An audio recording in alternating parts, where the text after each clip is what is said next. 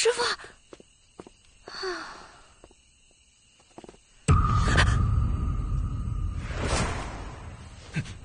是你？你怎么在这儿？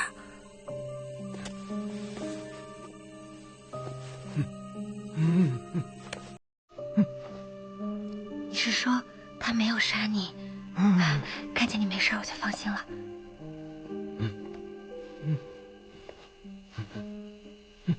你是说他带你来的？那看来他就是让你看着我，让我不要贸然行事。七，你的名字？那我以后叫你阿七。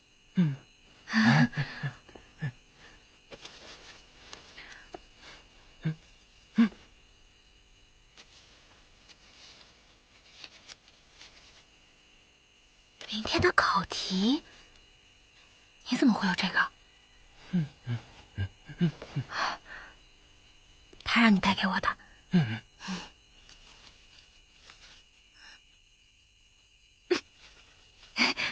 选夫论。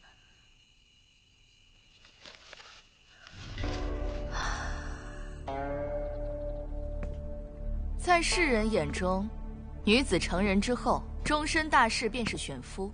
我已教授诸位许多关于女子的遵循之法与处世之道，就请你们依据以往所学，就选夫这一命题做出论述。考试时间1个时辰为限，除非交卷，不得离开考场。开始答题吧。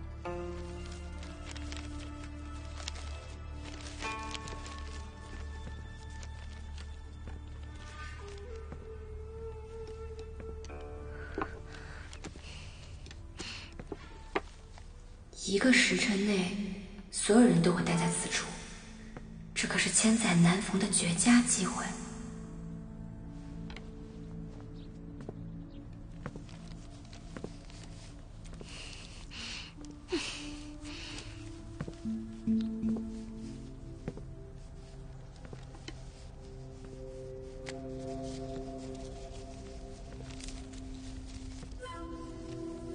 这么多字，抄完就该交卷了，我哪还有时间探查？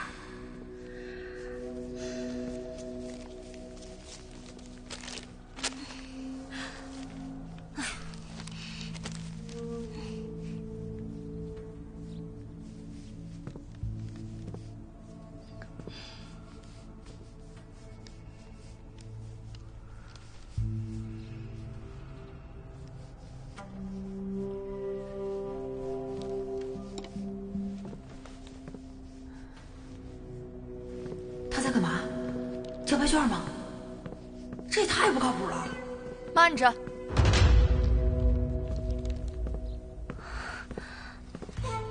怎么了，先生？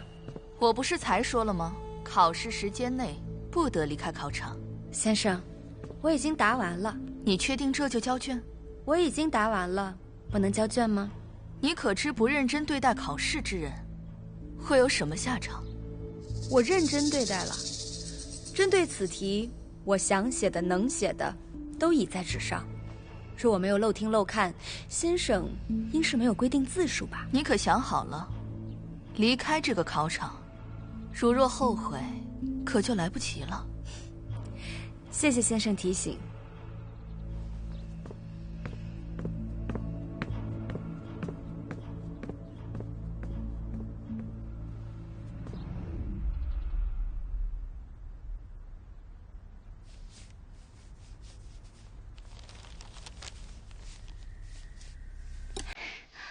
这个是真指望不上。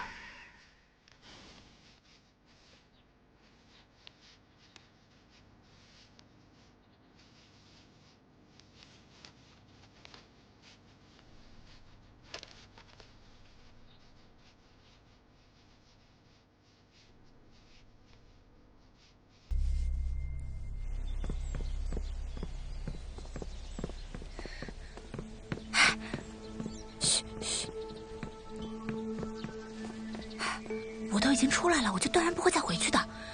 你若是再发出声响，那才是把我往火坑里推呢。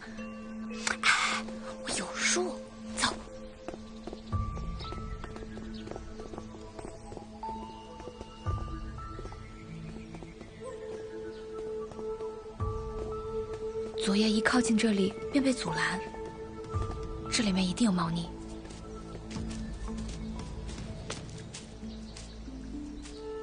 看来下面另有乾坤，我下去看看，你帮我望风。哎，没事儿。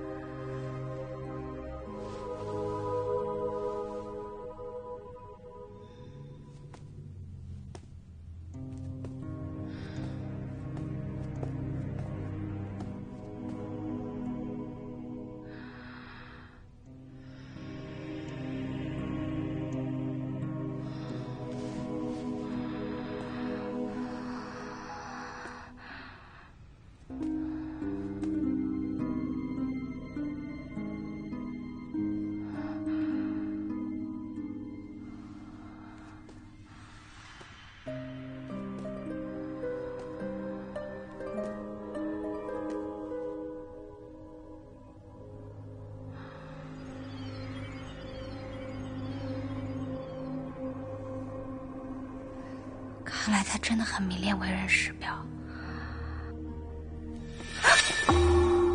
师父，我不喜欢你骗我，你能不能让我安心一点？师父，事已至此，要么你就带着我，让我在你眼皮底下行动；要么你就事事逼着我，让我自行试错。反正大不了就是一死。你敢威胁我？师父。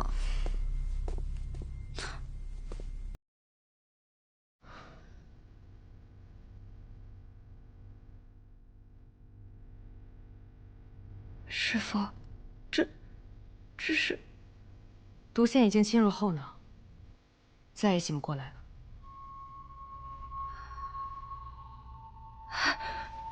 解药，2个解药。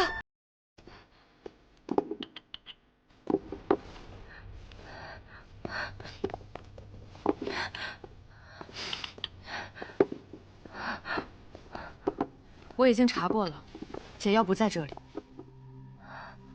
你看这儿，这些难道是？没错，考出不同的名次，吃不同的药。怪不得有的人没有意识，但有的人已经像木偶一样，他们拿人当试验品，这层血子全部变成了他们的药人。正因如此，灵牙塔才能靠着这些药控制那些所谓的权贵。此药可致人出现幻觉，身处极乐之境，欲仙欲死。一旦尝试，便会迷上那种感觉。给魁首吃这个，算什么奖励？这些药虽让人上瘾，但好歹还有些神智。其他药更甚。若全都是傀儡木偶，他怕是过不了教授育人的瘾，所以他让考得好的学生留有神智，至于那些差生，就沦为玩物，任他摆布。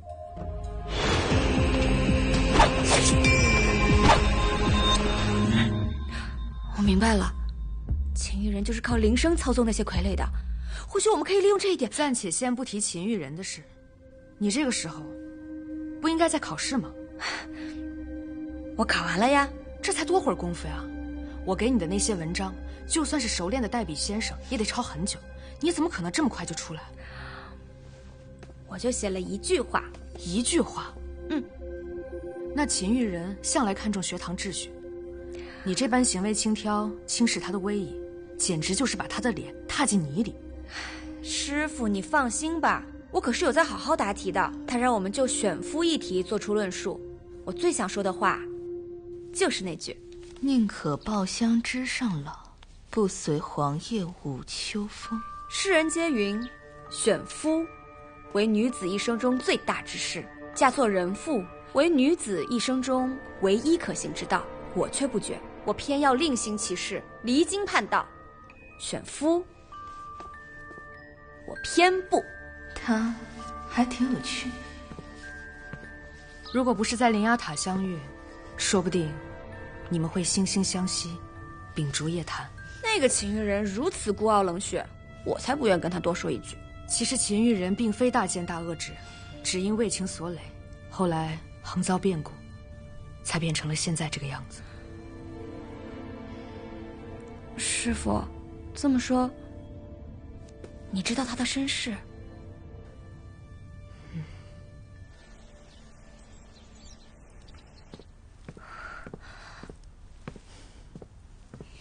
哎，这次考得怎么样？还行吧。姐姐，你去哪儿了？我正四处寻你呢。怎么办呀？刀姐姐好像真的决定跟那两姐妹组队了。那我们……没事的，放心。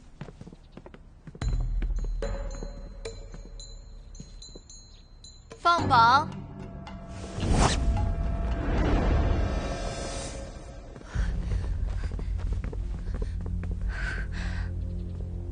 我又是第2，我又是第3。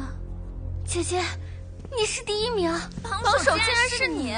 你好厉害呀，姐姐！光他厉害有什么用啊？架不住还有一个拖后腿的。我考了倒数第1。不是你的问题。若是先生喜欢我的答卷，定是不想要常规解法。可是本来我们总能拿第1的。就是因为我的分数那么低，才拖了大家的后腿。你看，刀娘考的不是挺好吗？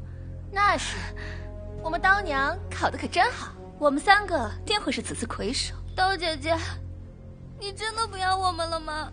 你们2个，你笨的要死，他那提前交卷，那能怪我吗？想必诸位学子都有知晓自己的成绩。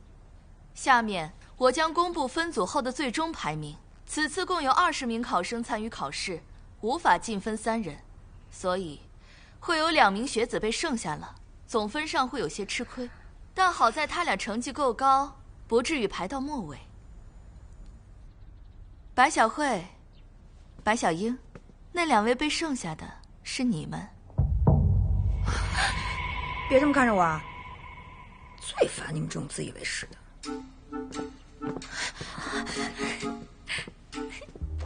我们3个是一起上来的，自然是一组了。你怎么会有明天考试的题目？这个你不用管，放心考就行了。你想让我帮你干什么？别无所求，我们不是一起上来的吗？互相帮助是应该的。那你怎么不把这个考题给江蛮呢？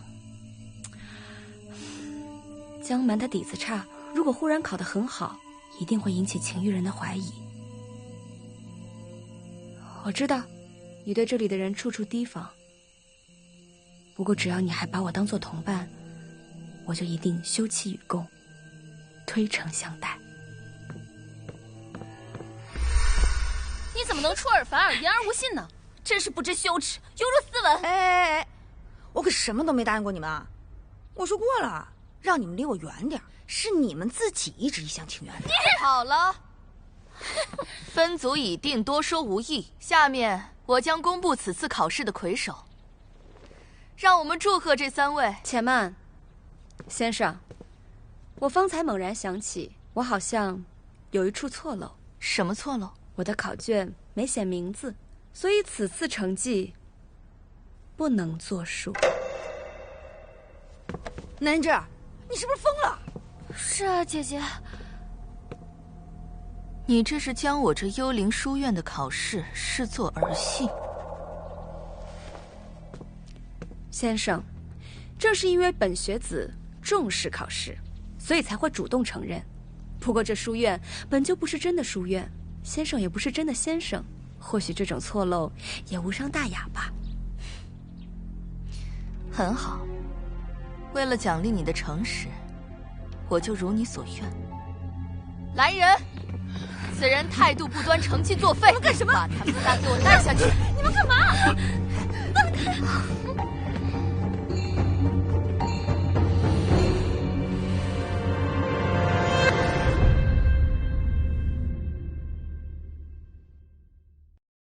求求你，别杀我！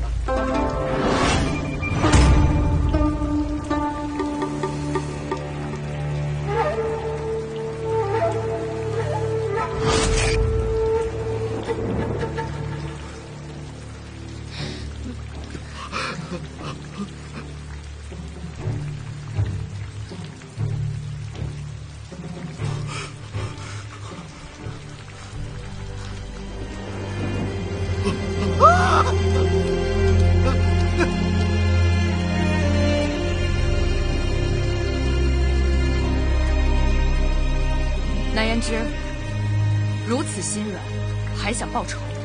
师傅，请再给我一次机会，我这就去把他杀了。言之，不必了。你本性太过善良，不适合去灵牙塔。可是师傅，我娘中了灵牙塔的毒，我必须拿到解药。老娘真是被你坑死了！这次是我擅作主张，连累二位，对不住。真是脑子有病！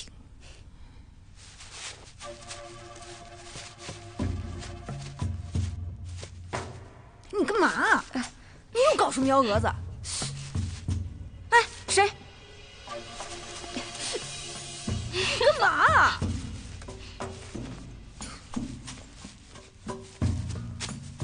来，哎，去一边去！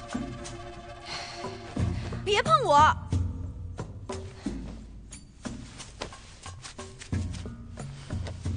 松绑有屁用，当初就不该信你。现在小命都要被你玩没了。刀姐姐，你消消气嘛。姐姐这么做一定有她的道理。我自己来。不是，南之，你到底要干什么呀？是呀，姐姐，我也不明白，你为什么要放弃做魁首啊？当魁首，也不能去第3层。不是说得到第1名就会有重赏吗？钱先生是这么说的呀。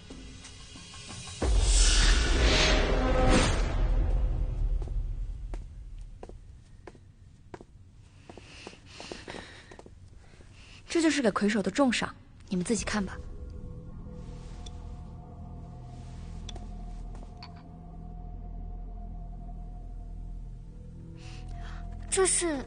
这是樱草，还会有各类菇粉。你懂药草？我从小跟爷爷一起去山上采药，当时很多药材我都有接触过。那这东西到底什么玩意儿啊？这东西吃多了，就会变得像这些学子一样，行尸走肉。那这么说，整个学院不都是钱先生的傀儡啊？亏了没跟那俩姐妹组队，要不然还真就被困在这儿一辈子了。可是钱先生每天都跟这些傀儡在一起，他不觉得瘆得慌吗？也许有的人就是愿意沉溺幻想，享受这种虚假的快乐。那才是天大的蠢货！梦里面越享受，清醒过后就越痛苦。要是我，就算是要严刑拷打，也要站着清醒着。想让我吃这种玩意儿，做梦！大胆！谁让你们进来？这某些人啊，蛮靠仁义道德，再看看自己做的事儿，枉为师表。自我掌管书院以来，还从未遇到过像你们如此顽劣的学生。看来真的有人敬酒不吃，吃罚酒。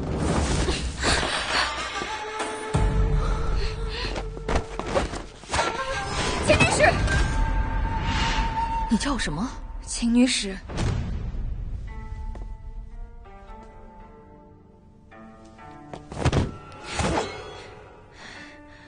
多少年了，居然还会有人这么叫我？秦女使曾是本朝名满天下的第一才女，那个在太后身边为其执掌御批、号令百官的宫中至诰，这么称呼，难道错了吗？你揭穿了我的身份，就不怕我杀了你？秦女使当然可以杀了我，但在临死之前，我想知道，那个在百姓心中宅心仁厚、爱民如子的第一才女，她是否还在？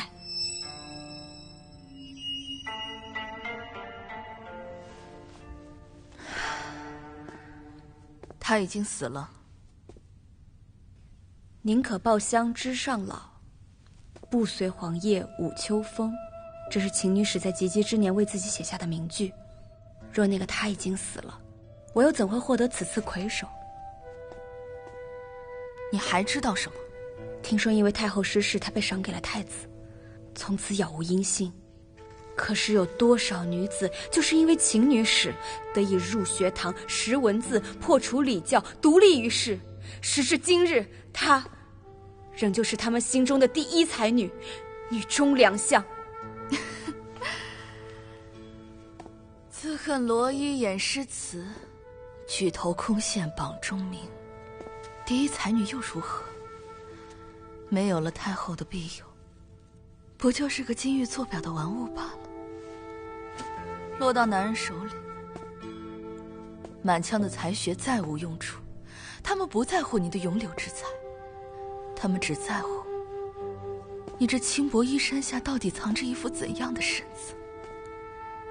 只可惜，怪我当年年少轻狂，恃才傲物。你别过来！我怎会与你这酒囊饭袋进床子之婚？我要见太子！我要见太子！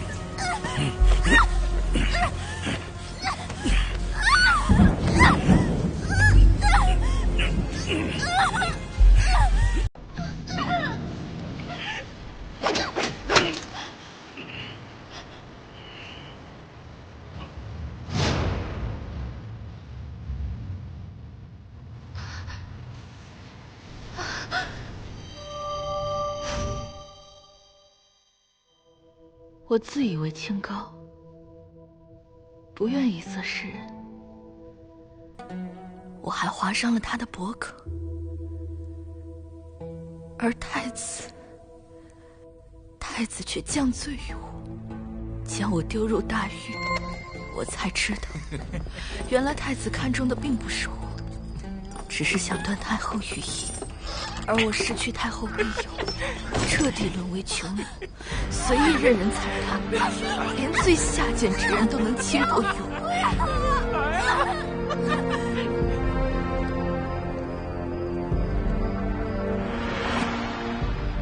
那一刻，满腔的才学，满腹的经历，满心的忠志，都成了笑话。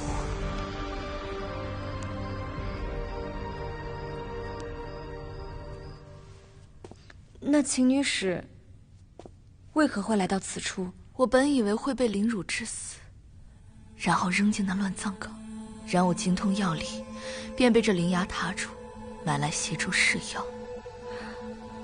你知不知道，这是在助纣为虐？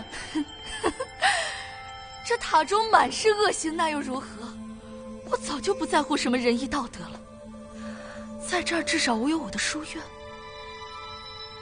我有我的学子，我可以为人师长，我可以传授知识。这里根本不是什么书院，那些也根本不是你的学生，操控这一切的只是那个铃铛而已。你如此沉溺幻想，和那些行尸走肉又有什么区别？幻想又如何？我的人生都已破败至此了，我就是想做一个梦，一个超脱世俗的梦。就算醉生梦死，又有何不可？我就是要打醒你，秦女使。你虽女子出身，却不落窠臼，敢破礼法之所。明明有治世之才，经略之谋，现如今却自甘堕落，成为一群吃人权贵的帮凶。你说的倒是轻巧。我身处地狱，无力向上。我就算心有不甘，我又能如何？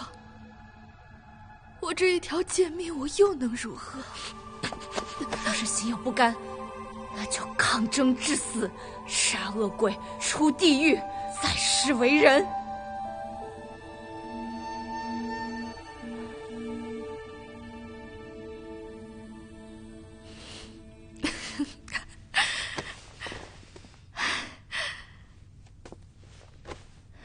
你果真有趣。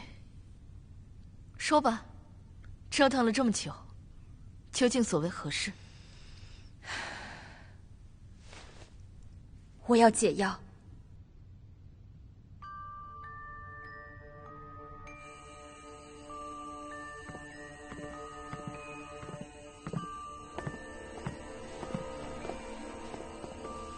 秦先生，有件事我一直很好奇，之前那些人是如何通过这第2层的？其实说来也简单，只要在晚上到了子时来到这个地方，就会有雅仆接你们到第3层。就这么简单？我在这院内明令宵禁，你以为谁都跟你一样啊？原来如此。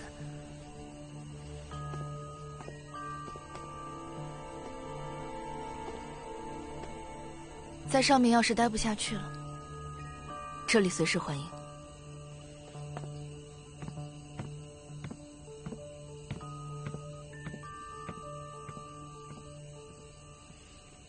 也不知道带上你们是好是坏。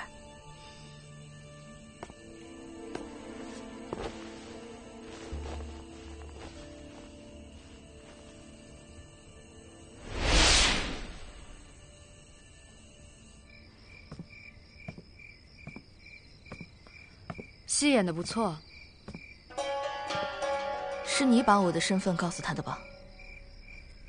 我不理解，以前我3番5次邀你，你都没有回应过我，为什么这一次却对他敞开了心扉？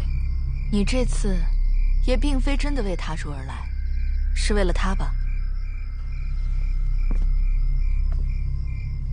我会禀明塔主，幽灵书院并无问题。暂且留步。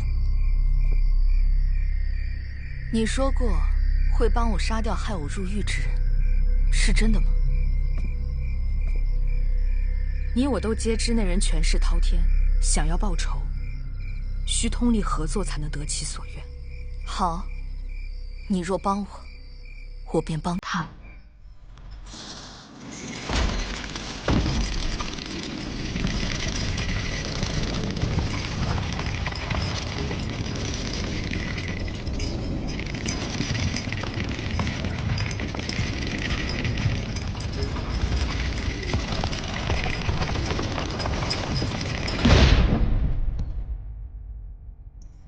这什么破地儿啊！不是说1层比1层好吗？这感觉还不如第1层呢。这层到底比什么？该不会就咱们3个人比吧？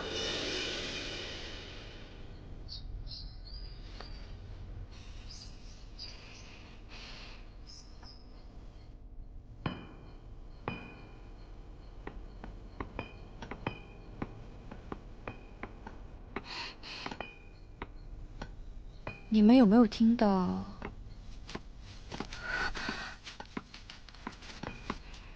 这有什么声音？听着像打铁铺的声音。这次到底是比什么？这次到底比什么？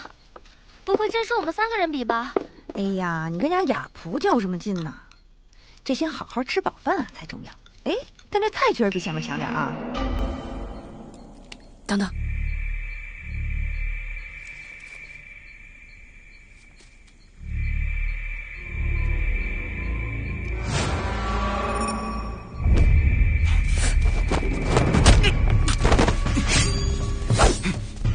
居然敢在饭菜里下毒，你们到底想干什么？看来，在这层不是被毒死，就是被饿死。怪不得这层没人了。带我们去见雀蛇。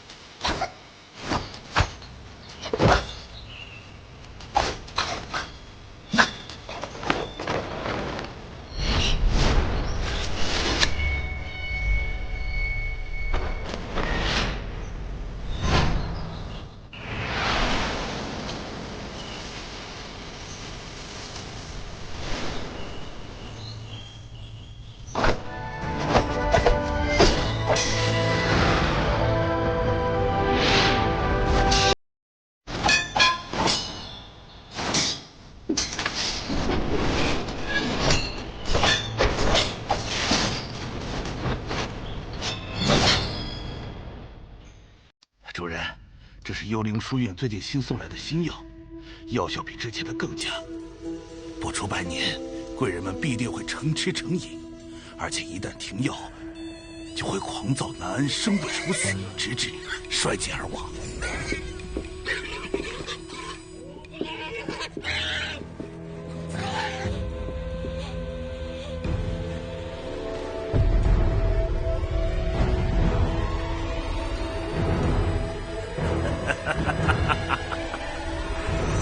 很好，但只是这样还不够啊！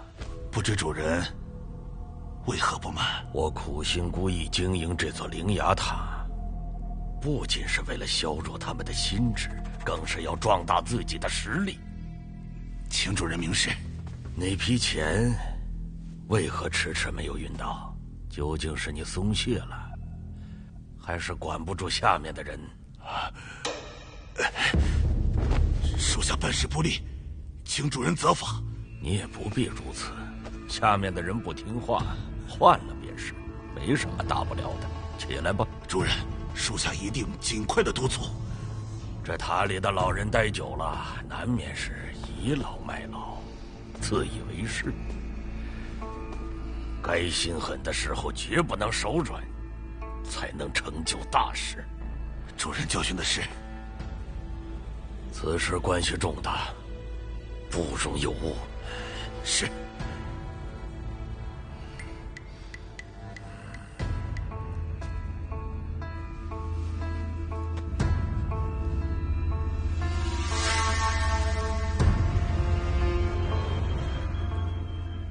之前听你说过，那人被你在脖颈处划伤，险些送命。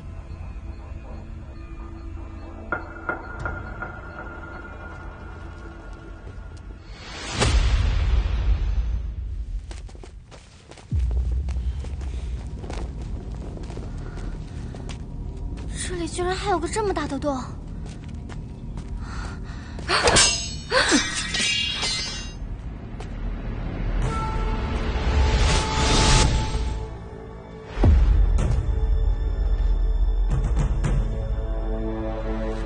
行，大晚上的还有会客呀？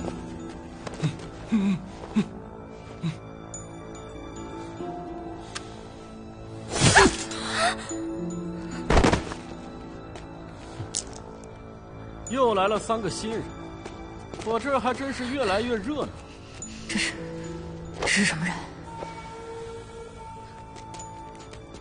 我们是来参加生死局的。这么着急赶着投胎的，我倒是头一次见。我就喜欢你们这些不知天高地厚的家伙。不过今天时间不早了，想参加生死局，等明天吧。你先告诉我，这层的生死局是什么？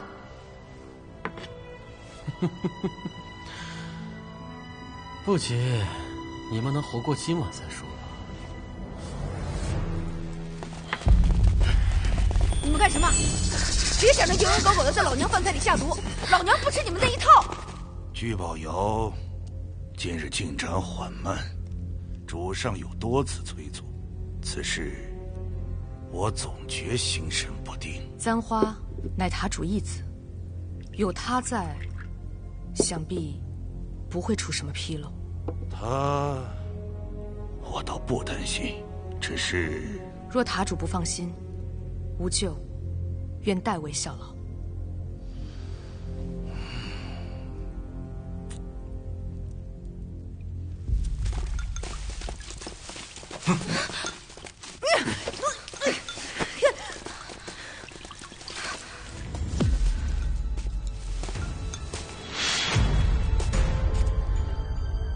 我去，怎么突然这么多人？这里怎么这么奇怪啊？你们是？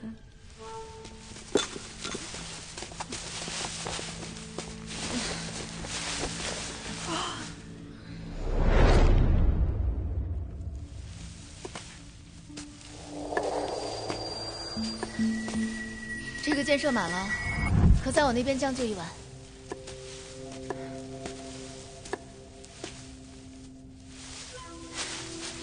来，你们3个个今晚就睡这儿，我都给你们铺好了。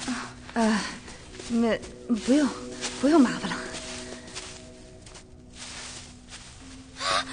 那个人怎么带着刀啊？有人说不让带刀吗？跟这样的人住在一块儿，这大晚上的，怕也睡不安生啊。姐姐，咱们今天真的非要住在这儿吗？不想待着，那就滚出去！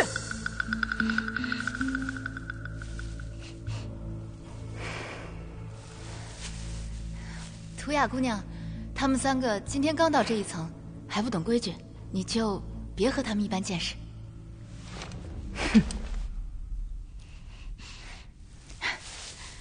来，哦对了，你教我扣碗就行啊。扣碗，没事，我们自己来吧。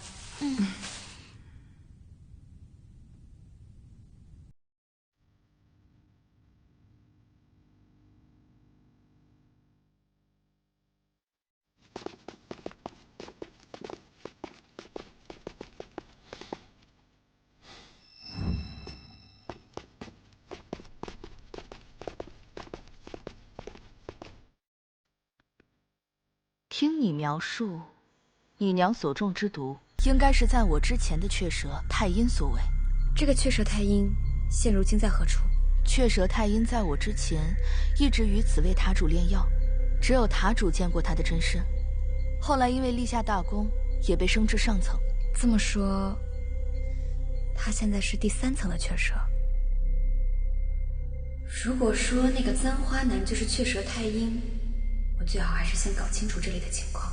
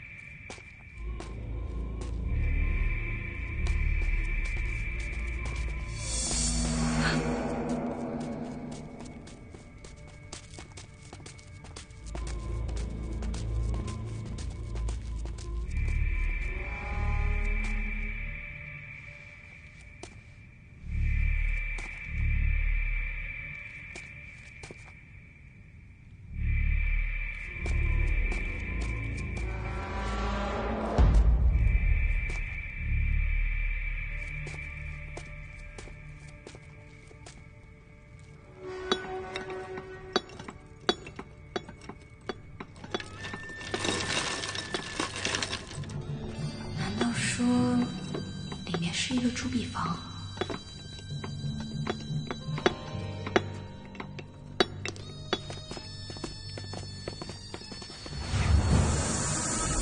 谁？出来！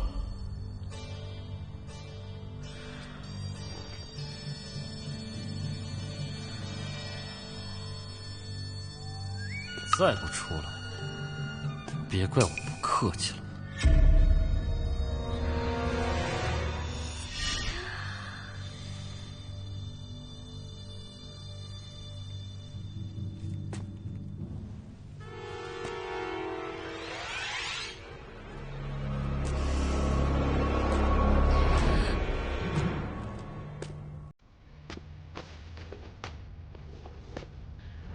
康无咎，你不在底层待着，鬼鬼祟祟来我这里，是要再打什么坏主意？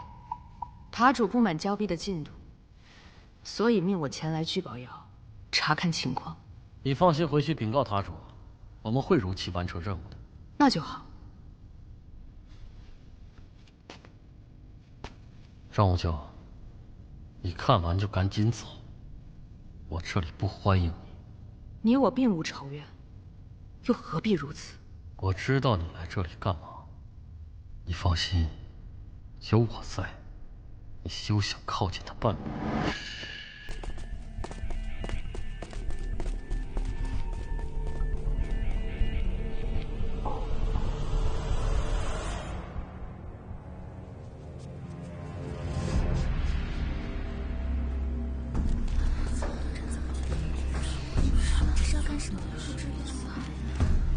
怎么这么多人？又要死人了吧？这一层比什么呀？诸位，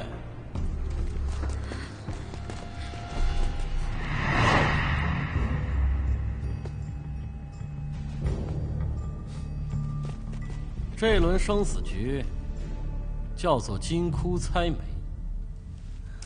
金窟猜谜，你听我干什么？谁知道呢？很简单，你们2人分成一组，随机分配，投骰子论输赢。游戏一共3轮，连赢3轮者，不仅可以离开第3组，而且这里的黄金，你们想拿走多少都可以。怎么都是金子呀？不对劲，肯定有诈。可是小心点好。我不参加，这辈子最烦赌博了。这可是生死局，你不参加的话，不参加又能怎样？来，给他开开眼。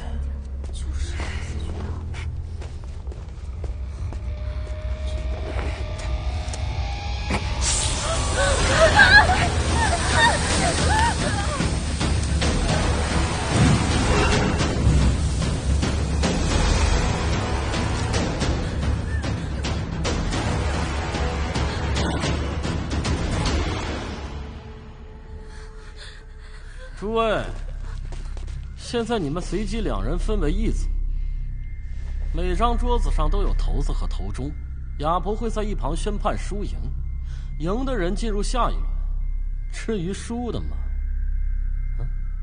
刚才你们也看到了，当然是丢下去，开天眼喽。我们不要站在同一桌，这样就不会自己人对自己人。刀姐姐，别说了，我是不想赌，但我得先活着。都痛快点嘛，别磨磨蹭蹭的。早赌晚赌都得赌，早死晚死都得死。你们再不上桌，就都给我进去喂蛇。不行了，你走吧。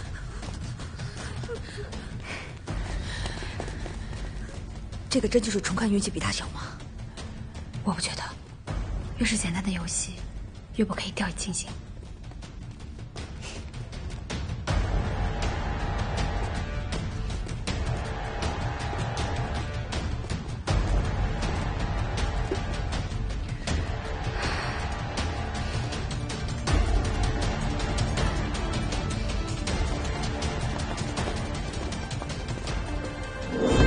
怎么阿七也来了？难道又是师傅带来的？都准备好了吗？金窟猜谜，第1轮，开始。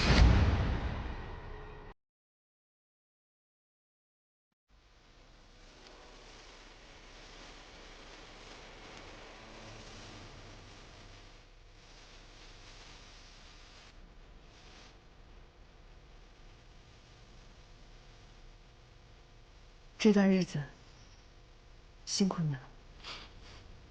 不苦。若是没有师傅，我也不知道如何能坚持下去。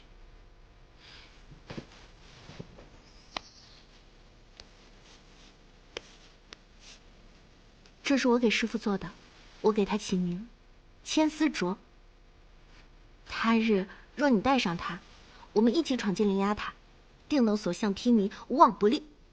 金窟猜谜，第1轮，开始。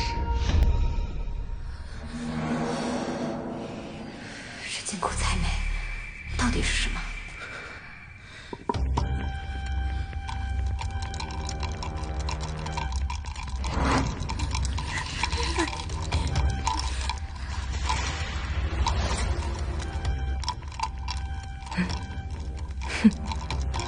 他难道能听音辨头？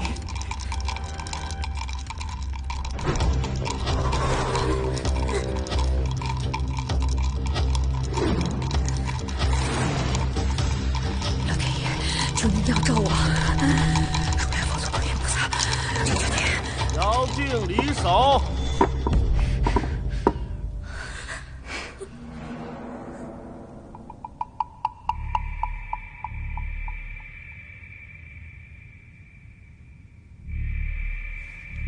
开。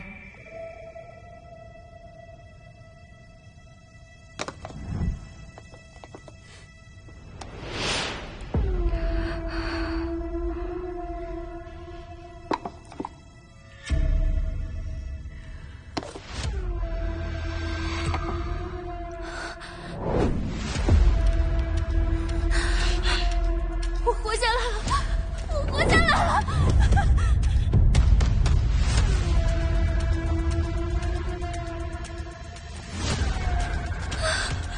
人身抱佛脚有什么用？手气不了，菩萨都难保。完了，你是不是搞错了？放开我！放开我！放开我！放开！放开我！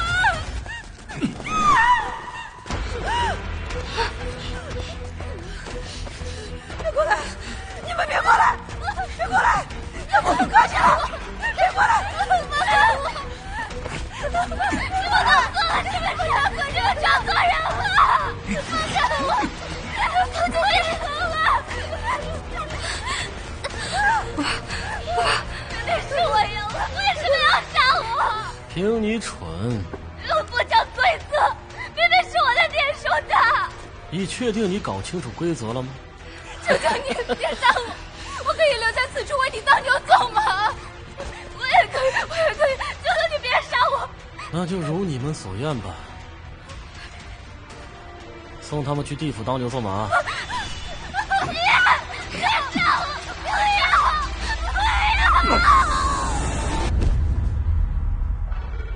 还愣着干什么？开始啊！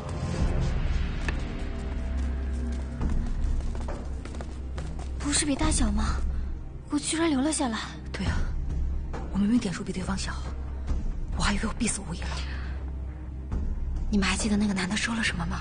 投骰子论输赢，不是这句，难道是雅不会在一旁宣判输赢？就是这句。所以你的意思是，我们的输赢是由雅璞决定的？那雅璞怎么知道谁输谁赢啊？难道说我们的命运都掌握在他们手里？那怎么破局啊？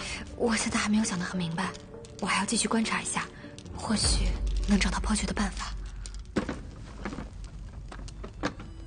主人，新的铸币已经带到，请您查验。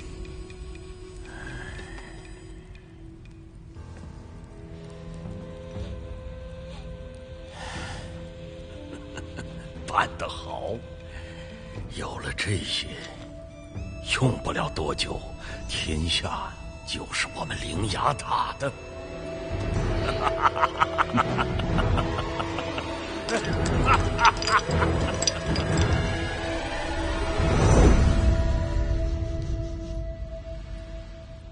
金库猜谜第2轮，开始。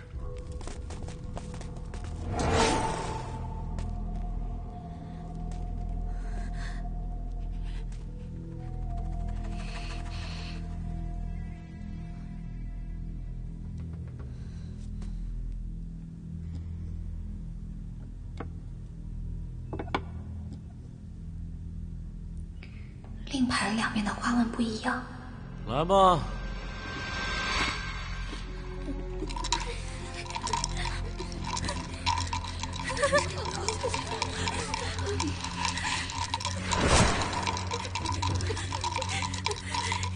摇定离手。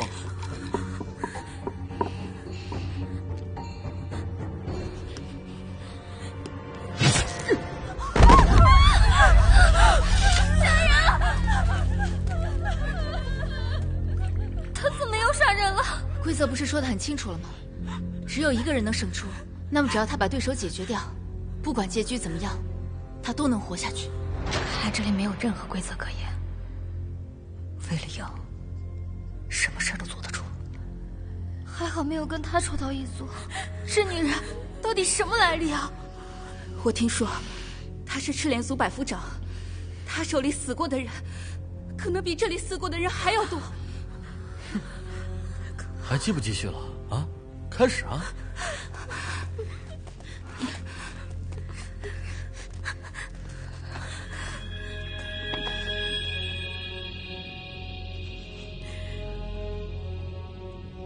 喂，你怎么还不开？在想什么呢？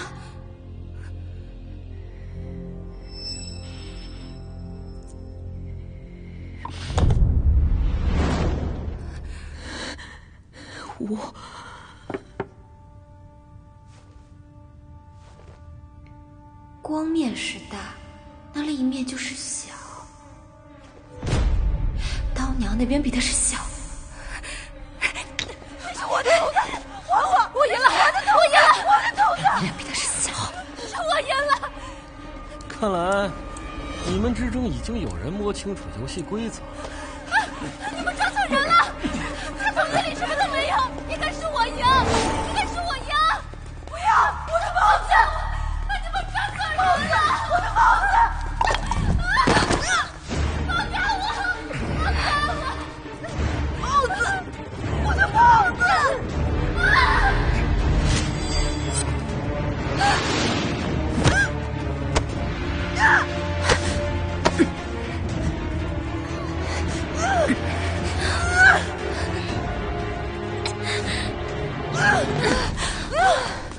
怎么样？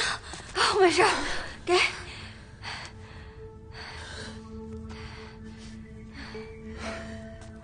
谢谢你。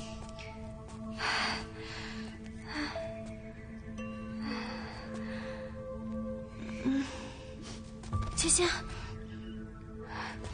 你被蛇咬了，你怎么样？啊，没事。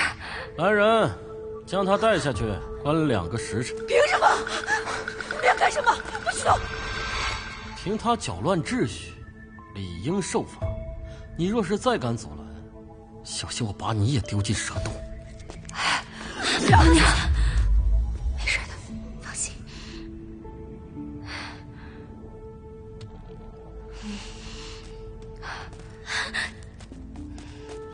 那这，放心。可惜了，他怕是活不过今晚了。什么意思啊？刀姐姐，什么意思？现在怎么办？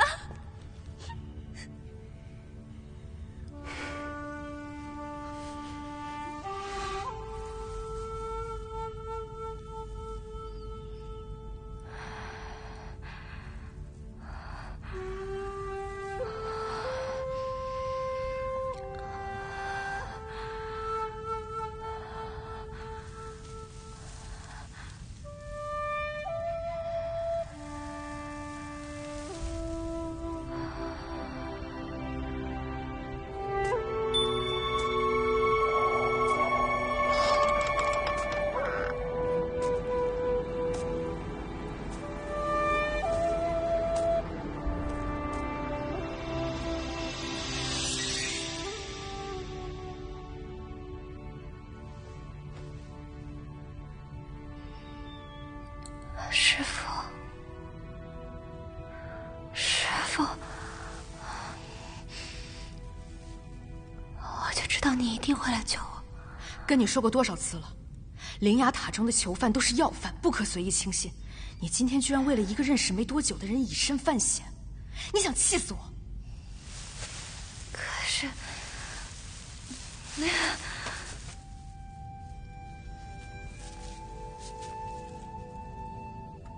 你也说过，进了灵牙塔就是九死一生。既然如此，我就需要一些真正的朋友。所以你就蠢到用自己的命去换取朋友。你知道那下面的蛇有多厉害吗？还好我在，不然你今天连这儿都出不去了。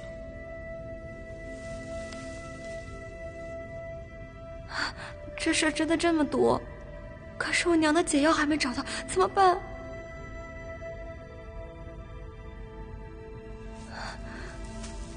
不过你也不用担心，蛇毒并不致命，只会让人昏迷，如假死一般。等毒素消退，你自然无事。没有毒，师父你不早说，你想吓死我？现在不给你长点教训，怕你之后不长记性。我也不能一直看着你，我还有重要的事要做。对啊，如果那些被扔进万蛇坑的人没有死的话，他们去哪儿了呢？